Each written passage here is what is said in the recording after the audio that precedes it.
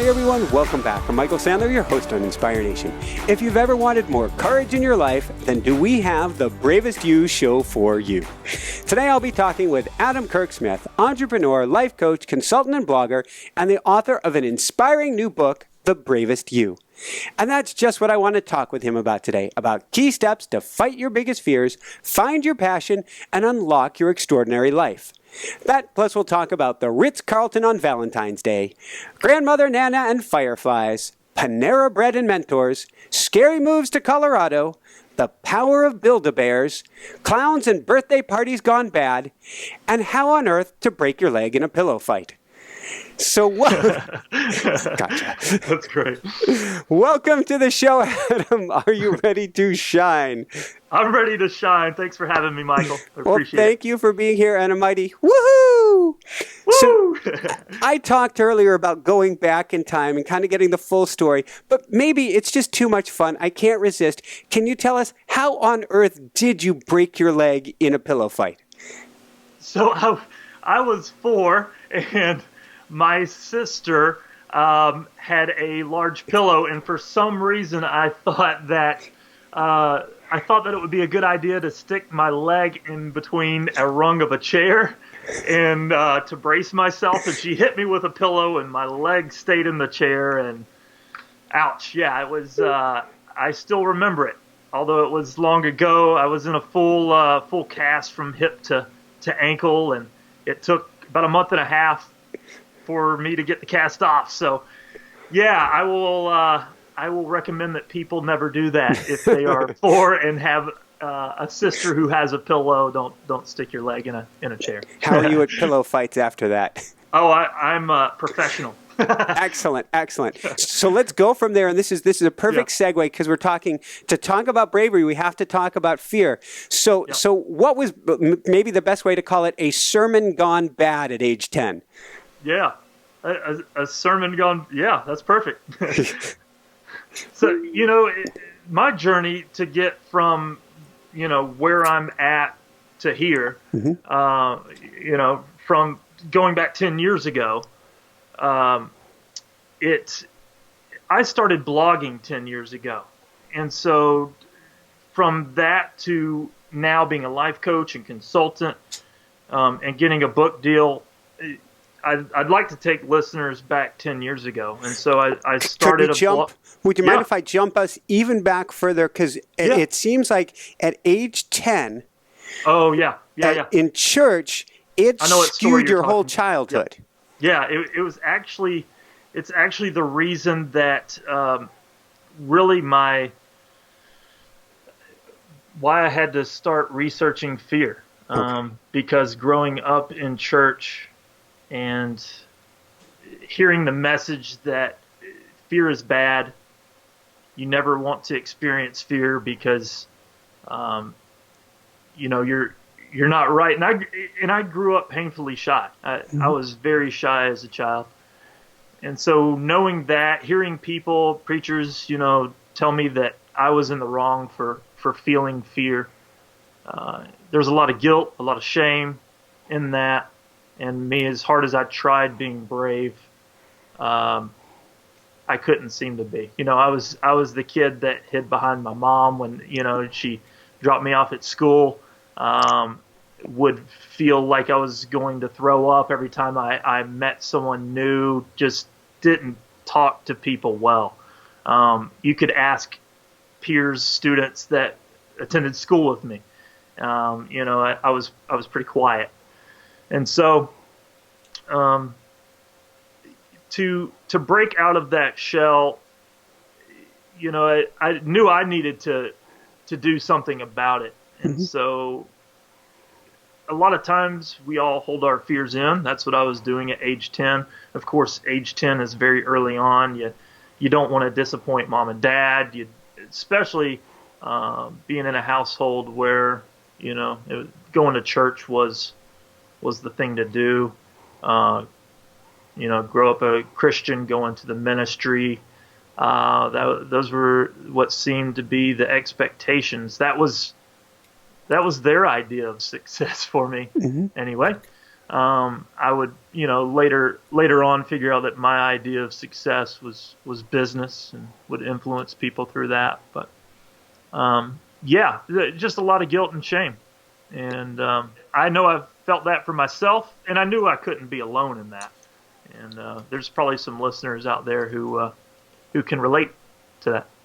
So how did you, and thank you, not only a few listeners, but I think, almost on some level, we all struggle with fear. And so I'd say the vast majority can relate to what you're sharing.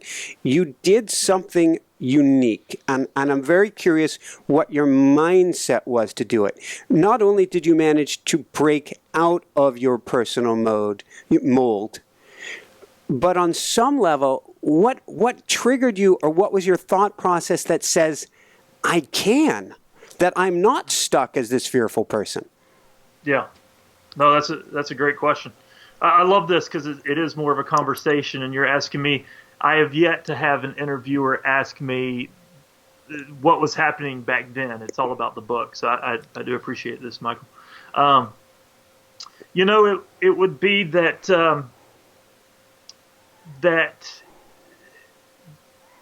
the big thing talking to me is you can't stay stuck. Mm-hmm. And so you have to do more with your life, Adam. Now, people hear that voice inside them, I think, speaking and do remain stuck because they don't know the way forward. Yeah. But I think the key is to never stop searching, never stop remaining curious. And so, breaking out of fear didn't happen until I was in college. Around that time, I began talking to people, about fears because I wanted to help people. At that point, I knew there was something inside me saying, Adam, this is, staying stuck inside yourself is kind of making it all about you. When you're too timid to reach out, maybe that's a sign of ego, even, that instead of making everything about you and your fears, you don't look out to other people to help them. You remain stuck in that way. So I tied it to people, to other people. That is still why I do what I do, why I coach and consult to help other people. That's, we haven't talked about that, but I'm sure that's what you do, Michael. And so I think tying it to other people, the question that really came out of it was, are my ideas more important than my fears? Wow. And so when we begin to chase passion rather than fear, just talking to people and reviewing my own life, where I've been able to find bravery, where a lot of other people have been able to find bravery. It's when they focused on their passions, made them bigger than their fears, instead of telling themselves all the reasons they can't, which many people are programmed in the way to see negativity before they ever see positivity. But if we can get to the place where we can see positivity, telling ourselves all the reasons we can instead of all the reasons we can't, a beautiful thing happens there. Thank you. So from there, you had wanted to take us back 10 years. So why don't you take us back from there and then walk us forward, and then we'll dive into the 5 stages and some of the other fascinating concepts in the book. That's perfect. I had a love for writing because I wanted to pursue that outlet. I played music. There's something that art does to each and every one of us, whatever that thing is. Painter, writer, musician, and not everybody even wants to turn that into a profession. They are very happy pursuing it on the side, and that's great. That's a beautiful thing too. So I just started writing because that's something that fulfilled that artistic thing inside me. And so I started live journaling on a website called Zanga. If you remember that. And, I was just capturing daily moments in my life, the beautiful things that I saw were happening. I was trying to pay attention to what my life was speaking, what things around me were speaking to me, and, and just staying curious and staying aware. And so I was just journaling this, and, maybe 10 people were probably reading it, I think, and 7 of those were family members. Three people outside of my family were maybe reading it. It wasn't for everyone else in the world. It was for me. And I think that's an important thing to stay aware of, because ego plays a huge part, especially in this social media culture.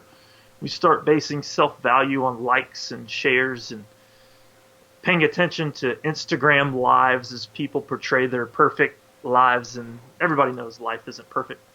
We have to be careful with that. So looking back on it, I was pursuing something that was my passion.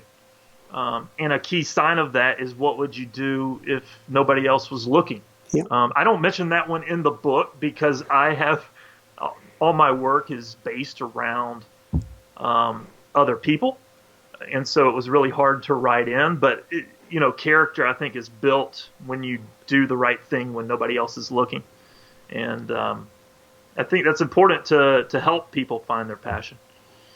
But anyway, that I went from live journaling to saying, okay, this writing thing is turning into something. I was showing up every single day and writing and putting ideas out there. And that's I want to repeat that.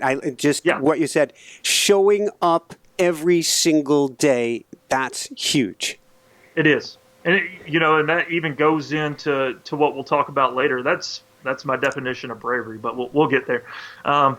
And so the next one, I wanted to start building a community. As you have with your podcast. And, I wanted to help people, only 10 people reading it. I like to write. I'm showing up every day anyway. Let's start helping people with this. And so I turned it around to write about current events and just my perspective on things.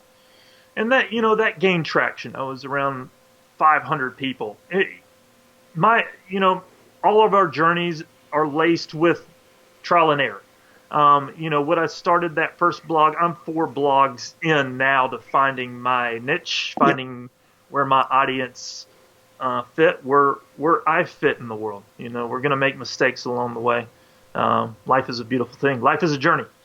And so, that gained about 500 readers a month. The third one that I tried was a business, but it was more my journey with business and self-help, and that could even go into my fourth blog,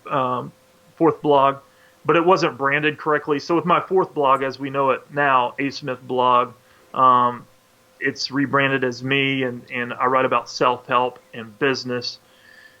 But that grew into 50,000 readers a month eventually, and I was able, as you get emails constantly every single day, I was able to turn all these emails of people asking to help them with life plans and business plans.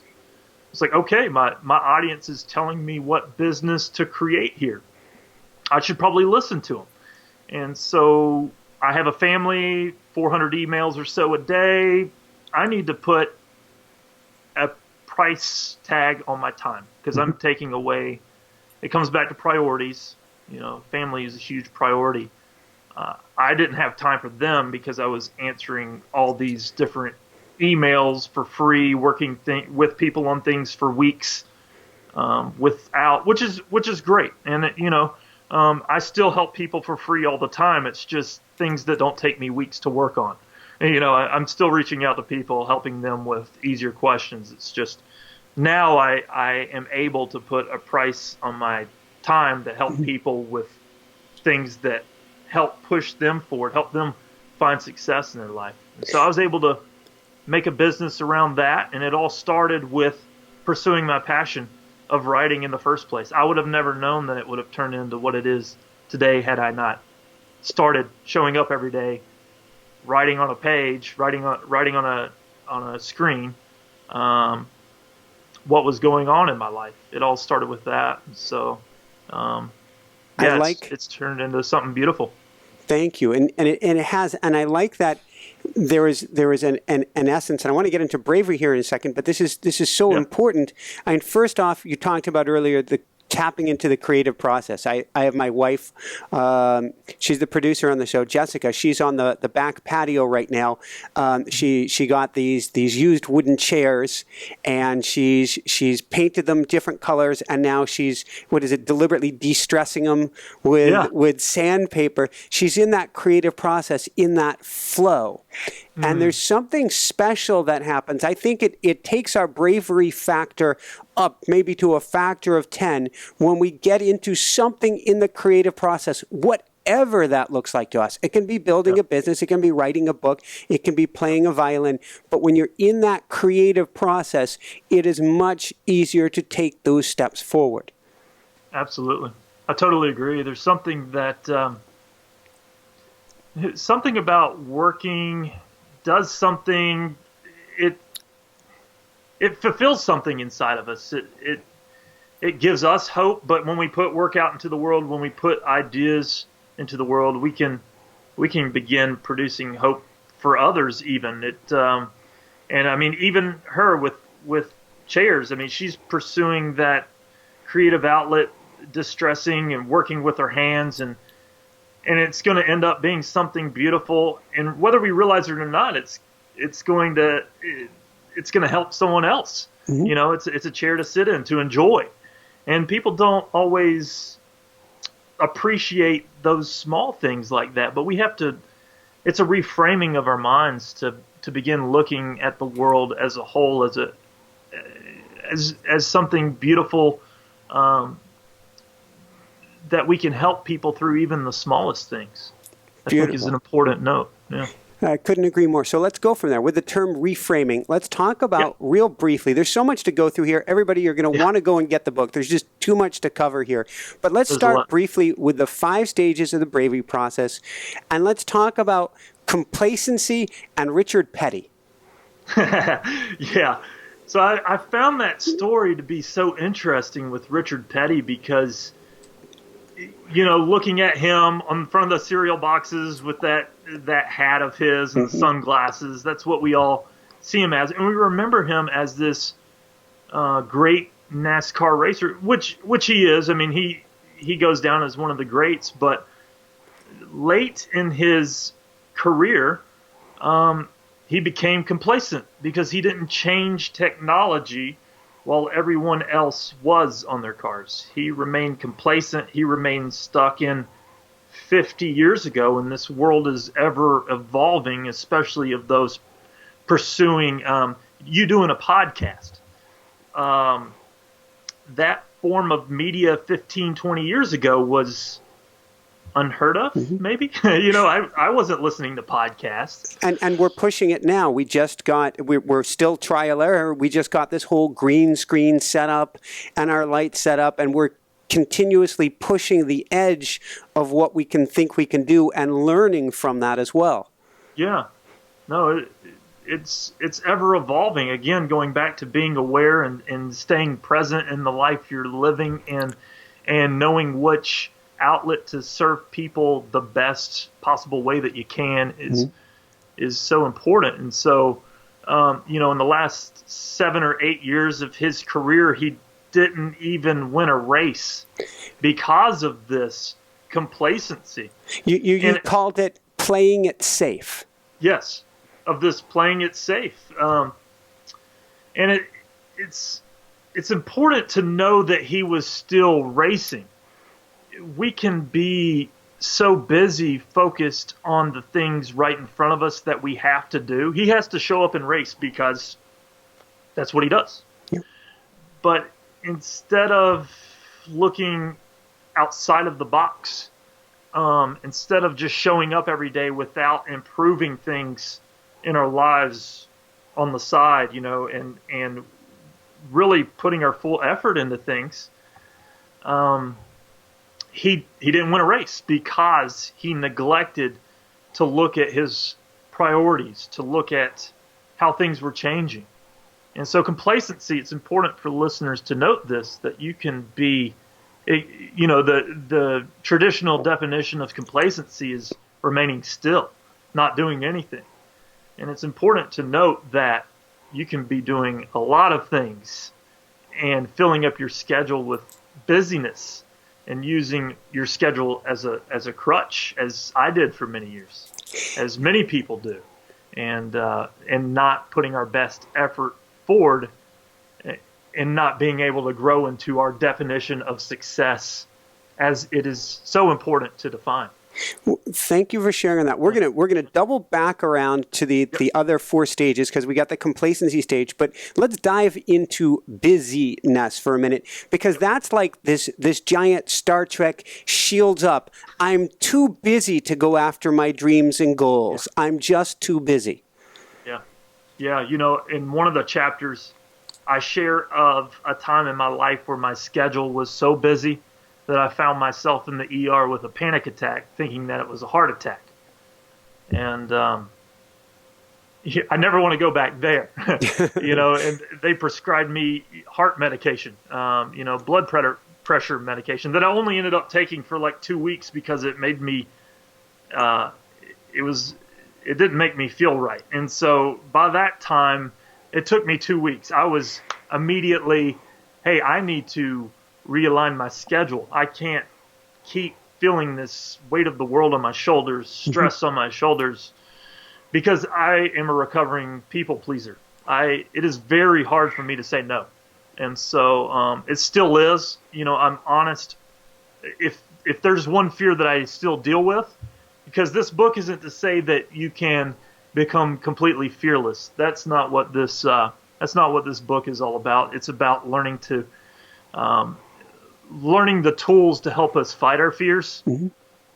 Even after you read through the book, you can say, oh, I'm dealing with the fear of failure. Instead of focusing on all 10 chapters, you have 1 chapter to focus on. Instead of 100 things to focus on, I think there's probably 7 things in the chapter of the fear of failure that you can focus on and learn to fight it. And that's why it's written in the way it is. But yeah, that going back to just this panic attack and busyness, we have to learn. It goes back to realigning our priorities and defining our definitions of success. Because once I did that, I could look at the things in my schedule and say, this is great and all, this is helping people. But if I'm not healthy while helping people, eventually that burnout, I'm not going to be able to help anyone. And so, finding myself in the ER was a huge wake-up call. I hope no one out there gets to that point. But yeah, it was this serious change, this shift in perspective of I can't keep doing the same thing I'm doing in a way that that hinders me, hinders my family, and ultimately doesn't give my best self to the world. Yeah. I call it a gift. I've had 2 near-death experiences. We don't have to go into them, but I call them cosmic gifts or cosmic guidance with a 2x4. And you got the kinder, gentler 2x4. Yes, I did. I was so glad it wasn't a heart attack, but I tell you, it was. I just remember the nurse saying, "Breathe, Adam. All you need to do is breathe." And I couldn't. It was this overwhelming feeling that I couldn't even breathe. I was so, and it was. It's funny that it hit me at the time. My wife and I were on the way to a baseball game, and it was at the time I went to relax that it hit me. I was in this constant hamster wheel and working, and it doesn't hit me. But when I took a step out, it was like, whoa! It hit me like a 2x4 baseball bat in the chest. Yeah. And so I just remember stumbling into the ER saying I can't breathe, and they got me right back. Did an EKG, my heart was fine. But yeah, that was a serious wake up call, because I can't imagine what a heart attack feels like. That was in itself enough for me to say, hey, we have to change things. So let's go from there, and let's double back then to our 5 stages, and let's talk about the inspiration stage and what it means to dream fearlessly. Yeah, so many times we like to dream up things and then immediately edit, immediately say all the reasons that we can't. And and that's important because that's the next stage. We need to understand that we're all human. Some self-help books just tell you to ignore your emotions and just, especially those written by military generals or, things like that. Just the be stoicism, strong. And, yes. Right. And those things don't matter, but it's important to notice that, hey, I'm human. These emotions come at me for a reason. And a lot of times those are rooted in fear. That's why this book is important. There's a lot of research and data out there, but there's not a lot of fear books out there that teach action steps to fighting our fears. That's why I had to write the book. But inspiration and dreaming fearlessly, it goes back to knowing, one, you are important. Two, you have self-worth. Three, we need to stop finding our self-worth in other people, but knowing deep down that we matter. And because a lot of those fears are rooted into not even a fear, but the fear of what other people will think. What will people think if I write my book? What will people think if I put this idea out into the world? Betsy won't like what I'm writing about. Who am I to write this? Who am I to do this? Who are you not to do this? Yeah, right. All the reasons that you can instead of all the reasons that you can. It's so important. And so that inspiration piece of dreaming fearlessly and just putting your ideas out into a page. You don't even necessarily at first have to put them out into the world. But being brave enough to write those on a sheet of paper and stare at them and have them stare back at you and saying, you know what, I'm going to do this because it's a passion of mine. And talking to people just over and over again over the past 4 years, it took me 3 years to write this book. People told me it would be hard to write a good book, I should say. But I didn't know just how hard it was to show up every day. I'm one that doesn't like to be alone. And so showing up every day to write, being alone and not having anyone else around, there can be self-defeating thoughts that come, but squashing those immediately to say, I am the person to do this. I am the person who can do this. It's important to know that it's okay. Take the permission to put your ideas at least in front of you and be brave enough to look at them. How did you keep saying, I am? Because there are times, I'm sure, when you were stuck. There are times where the ideas started to stop flowing and you're going, my God, what am I doing? Yeah. For me, it was practice. It goes back to, I won't ever neglect the importance of patience. With doing anything great in the world. Starting small, you might not see results immediately. It might take 5 or 10 years. But, I was thinking about that too, and it goes back to 10 years ago when I started writing on Zanga. This isn't just, people are just now hearing of me because this is my first book. But 10 years ago, showing up when nobody else was around and writing, it helps to practice to start to become comfortable with yourself. You have to learn how to become comfortable in your own skin. And, writing those initial, that what was going on in my life for that first year. And then that next blog that I had for 2, and that next blog that I had for 3, and the blog that I've had for 5. And helping people through my consulting and coaching business for the last 4 years. All that, pay attention to your life and see what your life is telling you. The writing was telling me I need to write. Helping people was telling me I need to help more people. And just finding that outlet that fits you and your audience and the people that want to consume what you have to offer the world. If it is a business you want to create, or even if you want to pursue it on the side and you want people to look at your art. That's the thing. One size fits all advice is pretty hard. And that's why it was really difficult to come up with the bravery process. But it's a process that I've seen working time time and time again, so I felt it was okay. But I talk about in my book, meeting a ER nurse who just wanted to live a better life, and she was working 8 to 8 every day. And it's hard to be a morning person when you're working and you're going straight from work to go sleep. Yeah.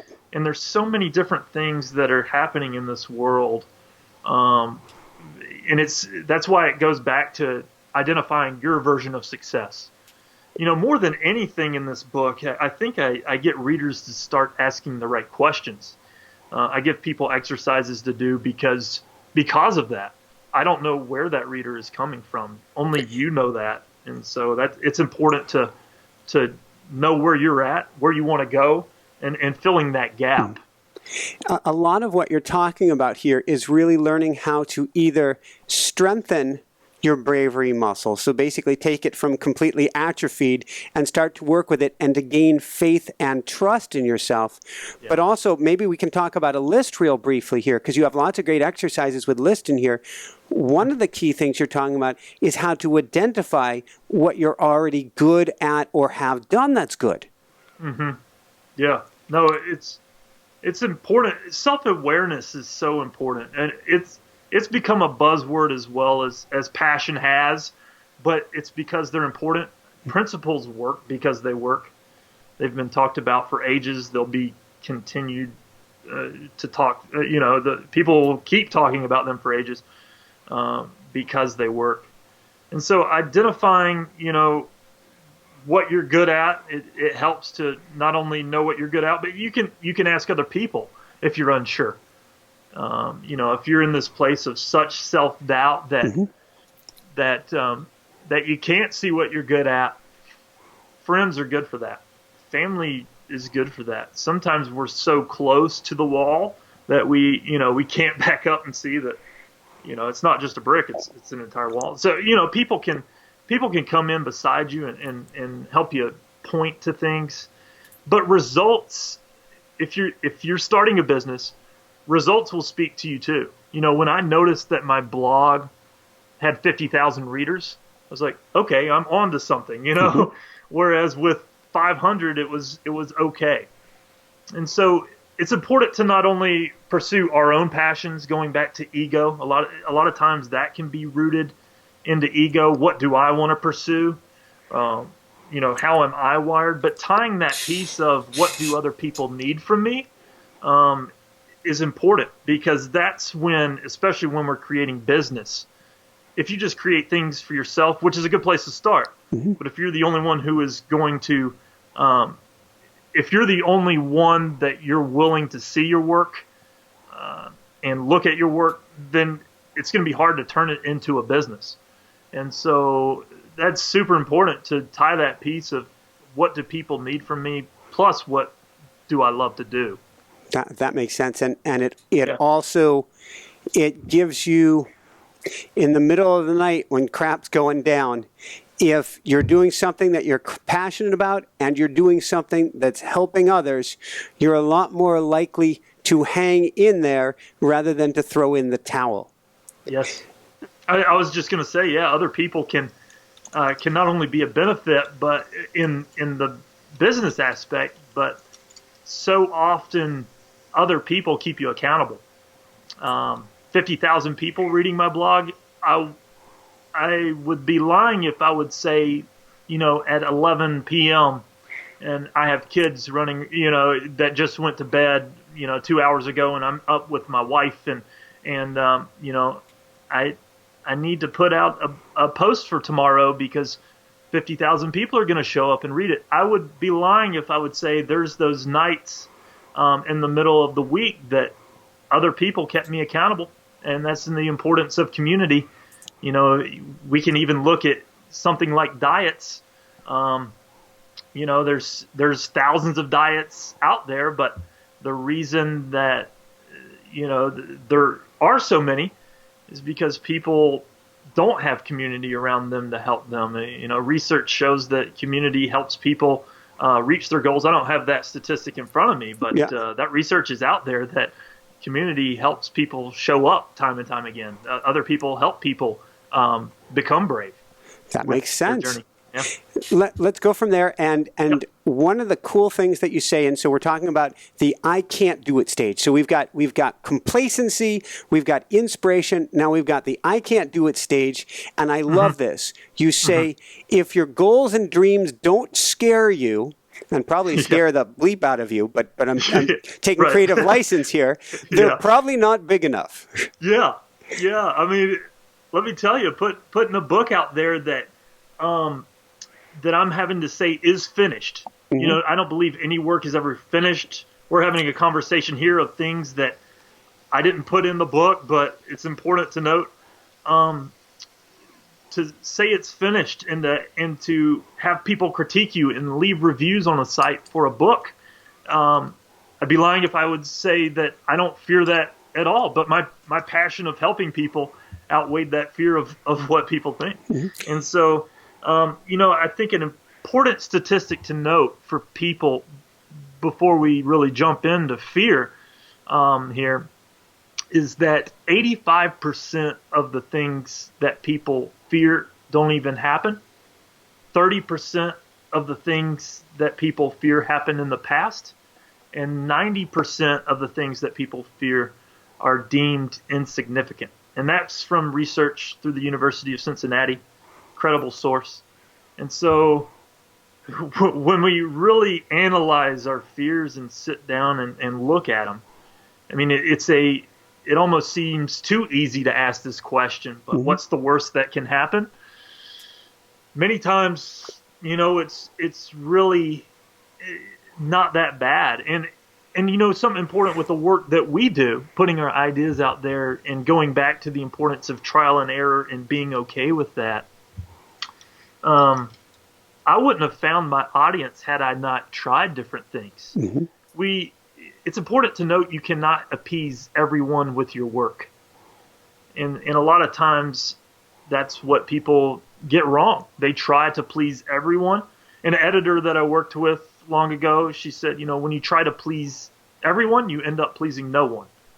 And that's why it's so important to define success, especially in business. Know who your audience is so you can reach them. But for those listening that have a hang up on fear, know that you'll never please everyone. You just won't. You have to please, if nobody else, please yourself. Absolutely. And that goes back to doing what's right, because, you know, in the end, that I won't label it guilt, but that conscience that's there, that's telling you to press forward, it's inside you. You know, it's please that voice, please yourself in that way. But yeah, fear is a lot of times a sign that you're onto something good. With all the work that I've done and other people that I've talked to, if it's something that's a little different than what everybody else is saying, and there's a little fear there, there's no harm in at least pursuing it a little bit to see if it will work or who it resonates with. Another important part of community is you don't have to go full in. You can test things out with a small group of people and get feedback that way. Well, it sounds like you did that with your latest business. You kept another business cranking as you started testing out the waters. Yeah. I mean, I shared stories in the book too of Damon John, of the CEO of FUBU. He had a job at Red Lobster while he was building the corporation as we know it today as FUBU. You know, he's such a popular example, but myself included. I also own a shoe store, and so, you know, very rarely do, you know, I want to be completely honest with your audience, and you know, I own a shoe store too, and many people that I talk to online and in my business space, they have other businesses on the side that allow them to do what they do, you know, or have investments elsewhere that bring in income. You know, I'd be lying if cash flow isn't important. We all have to live. We all have bills to pay. Let's not neglect the practicality that life is. You know, there's those things, and that's why it's important, going back to our initial conversation, of not going all in.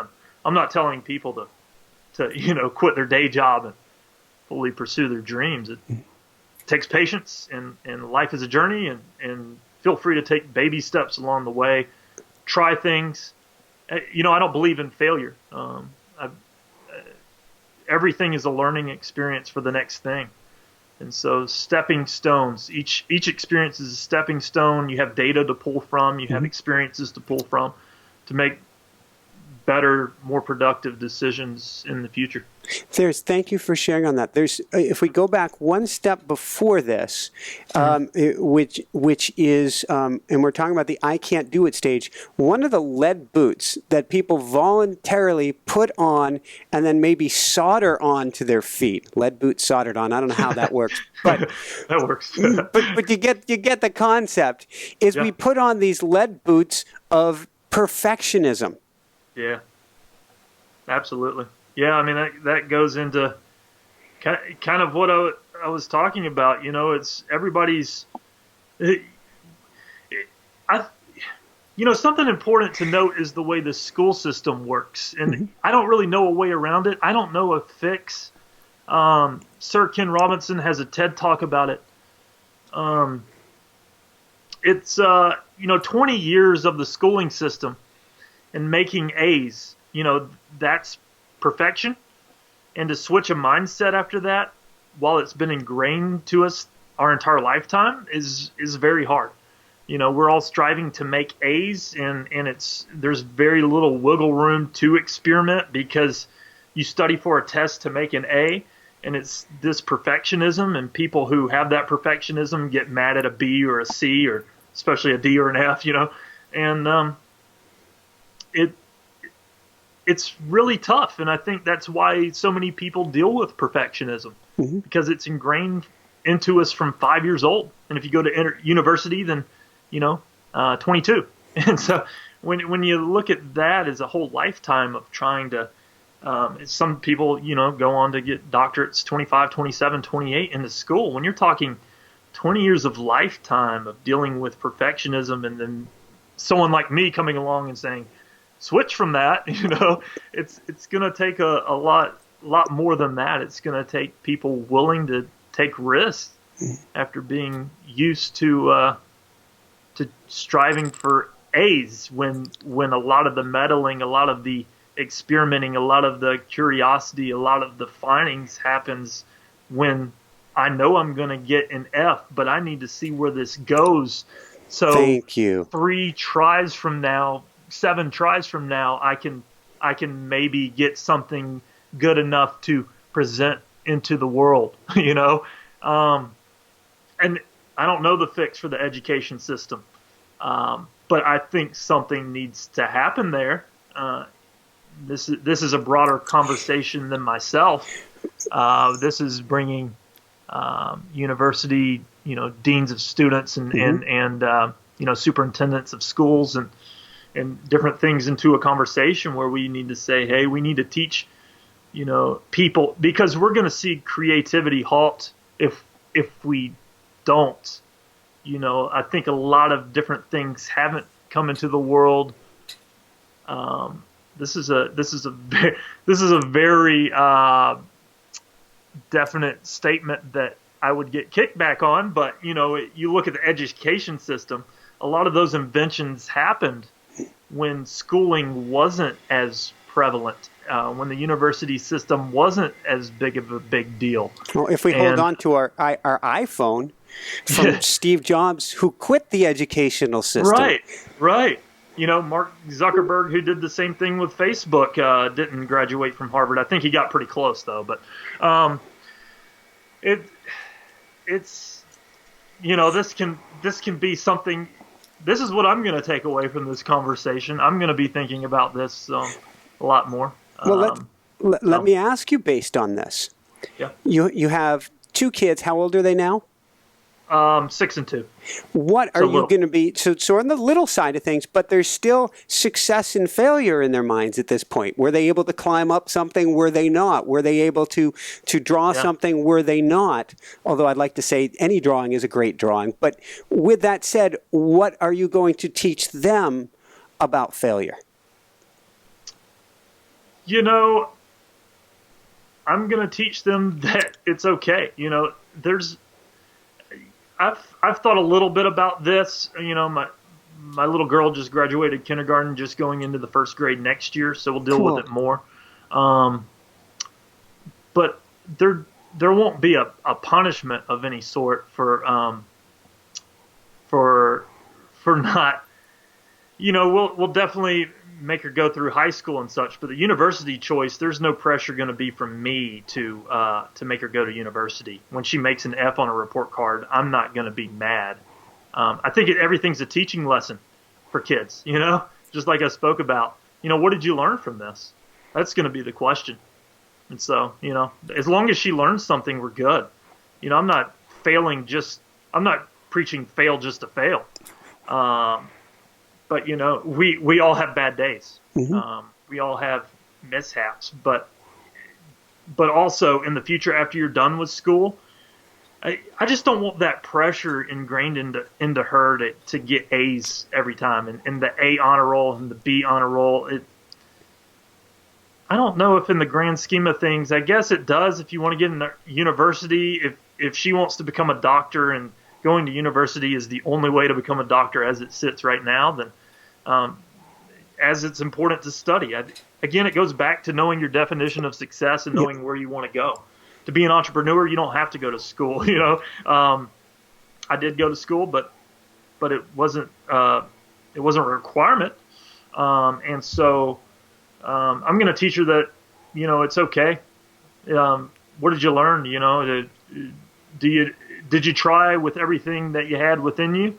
Okay. I just don't want that to plague her experimenting. I mean, the way technology sits now, 12-year-olds are making $1 million companies. And so it'd be interesting to see how they're doing in school, those kids. But making it okay to try a business at 12 or 13. And I think technology is allowing that a little more than it used to. That's a great thing that smartphones and computers are. I'm a fan of it because it allows you to build businesses quicker. It allows you to get your product into the hands of people quicker. But yeah, I mean, just going into first grade, there's going to be, I can't really speak to that yet. That's my feelings now. Ask me in 3 years or so, and that'd be an interesting conversation. Will do. Between us about how that goes. And I just think there's a flaw there, because if I'm talking to people, a lot of pressure to go to university was because mom and dad told them to rather than they wanted to. So, are we doing things to please other people, or because our jobs need it, or because, every situation is different, but knowing who we are, what we need. The other thing that's not talked about in university is the debt problem, which is massive. Which is massive. You get out of school and you have $60,000 in debt and you can't find a job. And that's the other thing, especially if you want to start a business and you're indebted to $60,000, which could be startup capital. Yeah. I mean, it's knowing who you are and what you want to be and what success is to you. I've coached, particularly when I was in the learning disability world, I coached kids of all ages. And what I would tell the parents time and time again is the single most important thing is protect the relationship. The single most important thing for the child, though, on top of the relationship, is protect their self-esteem. Because that's going to give them the courage to try and to fail and to experiment. When they're trying to protect themselves because they feel like they're going to be squashed by the world, then they're done for. That's important. Going back, you asked me in the beginning when I was 10 years old, and that's why I had to start there. Like, I think a lot of people expected me to make this book all about business, because that's kind of how I'm wired. And we have to look to the past because it's there to learn from. And that's why I started out at 10, because a lot of the root of my fears started back then. And it takes everybody being really honest with themselves, because a lot of people just say, yeah, I'm brave enough to do this with neglecting the emotions of it. And in my schedule, even taking on more to where my panic attack led to. Yeah, I can fit this into my schedule. I don't need to, see how much is already in my schedule. Yes, I'm a people pleaser. Yeah, right. And so oxygen mask first. Right. Yeah.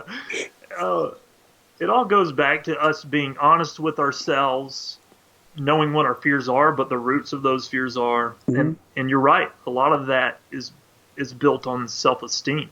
And we all have different journeys.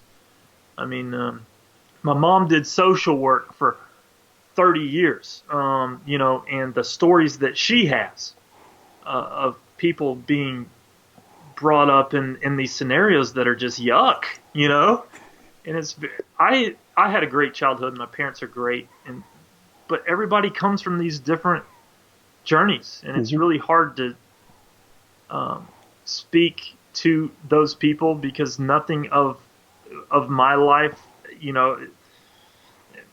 I don't want to go negative here, So, but there's people who have had bad upbringings, and I had a good upbringing. So my self-esteem was built, whereas others were torn down when they were 10 years old from their parents. Yeah.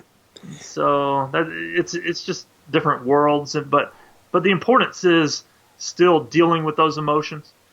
If you need to go, I've been in counseling before. If you need to be brave enough to say, I can't get help by myself, I need help from other people. Beautiful. I love it.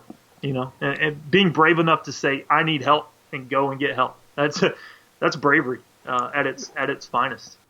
But knowing what you need, knowing what you want to do, what you need to do, and filling the gap, showing up.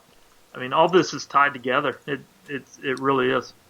So let's go from there. Let's put on our coach's hats. I'm a coach as well, so we're gonna do a little coaching for people. What I like to do at the end of the show, we've got a few quick wrap-up questions, is give people a homework assignment so that they leave with something to do. They didn't just hear another good show, now they're going to get about their lives.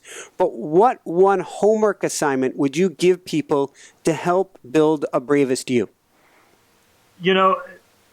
I am a person who believes in asking better questions to find better answers than to always seek out the best answer immediately. So I think we need to get better at asking questions. Now that's vague, so I'll give some different questions. Thank you. Especially around the area of passion, because that's what this whole bravery process is built on. And then I didn't mention that's number 5 in the list of 5 things. We covered passion earlier, so I didn't double back there. Yep. And so and so it's important to ask yourself, being honest with yourself. How are you pursuing your biggest passions right now? Are you pursuing those passions? Be honest with yourself. Are you complacent? Truly, are you filling your calendar with busyness rather than productive things to push you to your definition of success? Okay, that's number 1. Because if you're not pursuing your passion, then that's a thing that you're going to have to address. Whether you're pursuing it on the side, whether you even want to pursue passion within your work, if you're just not passionate about life. If being truly passionate about life, and I think your audience is just, talking in our pre-interview, it sounds like your audience is passionate and geared up and fired up and ready to take on the day, and that's an awesome thing. So that next question would be, what would you gladly do for free that people need from you? That really got to the root of things, looking back on my life. I was showing up 10 years ago to write when nobody else was doing it. I was making time for it when I had a day job, when nobody was reading it, when nobody was paying me to do it. If we're talking about putting passion into our work, what is that thing that you would do for free? And I think it's interesting to note, I saw a research study that Researchers note that volunteering is the single most important thing that people can do with their time that's directly related to happiness. Awesome. Isn't that interesting? I found that to be interesting, I hope other people do too, but I think it's important, and then tying into what other people need so we aren't just completely ego. Because I left out of my story, about 6 years ago, I was starting to see this success, and I had a lot of, look at me tendencies, ego, where are my numbers at, as far as I've got to be number one. And I stepped away from social media for a month. I came back to it. That wasn't enough. I stepped away from it for 3 months. And then I saw that wasn't enough. So I stepped away from it for an entire year. Because in other words, to kick the addiction. To kick the addiction of the fear of missing out, which is a chapter in the book. And because it's so prevalent in this day and age that, let me check Facebook because I want to see what everybody else is doing. Which, it's important to check in on people, but if it's keeping us from doing our best work, Cal Newport calls it deep work, which is a good book as well. I'm promoting another book on an interview to. That's all right. We'll promote yours. In fact, this is go for it, and then let's segue to promote your book here briefly. Yeah. It really goes back, to asking better questions, reframing our minds to always pursuing these direct answers and really being honest with ourselves and asking ourselves the questions that we truly need to get the answers that we need. But another question that I ask people that in business, a lot of business people lose sight of is what is fun? What excites you? What in the morning? What keeps you up late at night because you're so not consumed, but interested in it. So curious about it. Fun is a factor that, you look at people who created the color run. They took the marathon, which is long and strenuous, and and turned it into a half marathon where they throw paint on people. It's ridiculous, but it's a blast. And so, how can we turn the most mundane things in life into fun? How can we make it interesting? How can we remain curious about what we're doing and impacting people, not because we have to, but because we get to, is an important reframing. I don't look at writing or coaching or speaking as I have to do this to make money, to have cash flow, but I get to serve the audience. I get to do this. I get to impact people, to help them. I get to do this is an important way to look at life. So I get to work. And it's important to note too, I believe, that no matter where you're at, you get to serve people, no matter where you're at. Look to your left, look to your right. There's people that need you. So instead of always focusing on someday, 4 years from now, I'll get there, I'll own a business. How can you serve people that are around you already? It's a great place to start at. Woohoo! Woo! Yeah! In fact, this is one of our last wrap-up questions, and one of my favorite. You've touched on it here in a sense. What you're describing is what I call the woohoo factor. So what personally brings you the greatest happiness, or what I call the woohoo factor? Helping people. The emails every day from readers that I implemented this, so I saw this in my life. I started waking up 15 minutes earlier every morning. I'm not, I don't profess to wake up an hour earlier and put in the work. Wake up 5, 10, 15 minutes earlier. I believe a lot of our complacency comes from looking at making, these things much bigger than they have to be. Start small, build up. Thank you. But yeah, take 5, 10, 15 minutes a day. Meditation, a huge important factor. Are you meditating every day? And in that, it's such an important practice to every day, because this is what builds willpower. Putting off the short term for the long term gratification is learning to be truly grateful for everything that's in our lives. Learning to be truly thankful for everything that comes our way. It can be the smallest thing, but depression and these even anxiety can be from, I have to build this into some huge thing. I've got to put in the work every day, which is important. But that's why I overloaded my schedule, because I wanted things to come quicker than they should have come. And I ended up burning myself out because of it. In the long run, I turned what could have been, 6 months into year-long process, because, I had to rebuild. I wasn't in a place where I could benefit other people, and I noticed that, and I had to take time off because of it. And so learning to be grateful for the things that come our way is such an important practice in that. But going back to your question, why I do what I do is just other people, hearing them, hearing what is benefiting their life, hearing what they're learning, learning from other people, myself included. Never stop learning, Woohoo! Yeah, I mean, we're all students of this. We're all practitioners. We all figure life out as we go. We learn from it. We make better decisions because of the lives that are happening to us. It's just a beautiful journey. Awesome. So on that note, where can people go to find out more and to find your beautiful book? All right. Thanks. Thank you for that. Yeah, the bright orange cover. You can't miss it. I love it. Yes. asmithblog.com is my home base.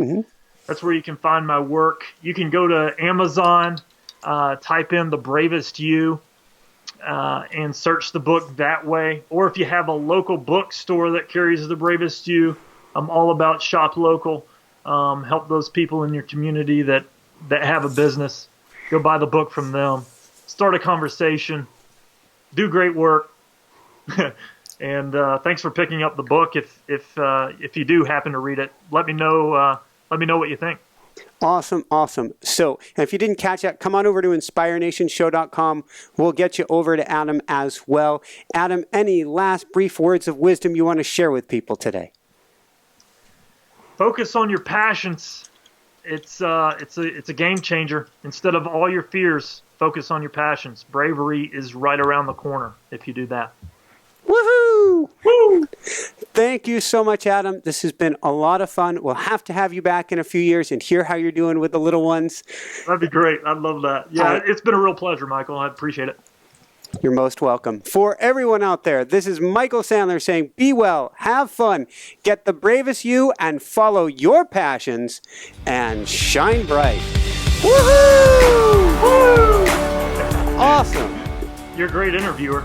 I appreciate you, and I'll keep in contact for sure. I am, a last note on my end, I am so happy we have you on the show. It is so great to meet you. You too. Thanks so much for watching. If you enjoyed it, be sure to like below. Also, leave your comments. Have some real fun with it.